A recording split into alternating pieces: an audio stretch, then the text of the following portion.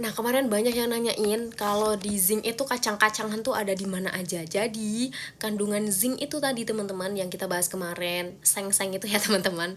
Nah, jadi kandungan itu ada di kacang-kacangan atau umbi-umbian yang sering kita makan nih teman-teman. Nah, untuk kacang-kacangan sendiri, itu zinc tadi itu ada di ini teman-teman. Kan ini buat mencegah terjadinya stroke kalau belum stroke. Nah, ini mengandung apa ya teman-teman, zinc tadi dimana itu ada di kacang-kacangan, kacang tanah, kacang mete, kacang almond, terus di edamame, buncis tuh juga ada teman-teman. Jadi mengandung kandungan zat zinc tadi, sorry teman-teman, mengandung kandungan zinc yang tinggi teman-teman, dimana ini bisa mengurangi risiko terjadinya stroke hingga 36% loh teman-teman. Tinggi juga kan?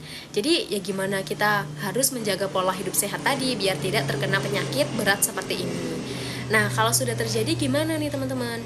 Kalau sudah terjadi, ya ubahlah pola hidup itu menjadi pola hidup yang lebih sehat. Seperti paman saya, dimana paman saya itu dulunya memang kurang menjaga pola makan, jadi makannya itu sembarangan, makannya tidak teratur. Nah, ini yang menyebabkan beliau itu terkena stroke, teman-teman. Jadi, itu pas terkena stroke, paman saya itu juga tidak menyangka, teman-teman. Maksudnya gini, tidak ada gejala-gejala serius yang terjadi pada terjadinya stroke itu, teman-teman. Jadi, paman saya itu hanya merasakan gejala-gejala kecil, tapi beliau itu abaikan, teman-teman. Jadi kayak misalkan ini gejala stroke itu kan kita tahu ya gejalanya itu kesemutan. Nah, paman saya itu sering kesemutan, tapi beliau abaikan saja. Jadi mungkin karena capek, mungkin karena apa, jadi beliau tuh nggak notice gitu teman-teman terkait gejala dari penyakit stroke ini. Kemudian beliau juga sering sakit kepala. Nah, ini beliau juga nggak ngeh juga kalau itu terjadi. Nah, kemudian setelah itu tiba-tiba pagi hari beliau terjadilah pingsan dan stroke, teman-teman. Itu sudah dibawa ke rumah sakit, kemudian beliau pulang dari rumah sakit itu sekitar 6 hari. Nah, setelah sampai di rumah ini, pas 6 hari itu ya beliau itu tertarik.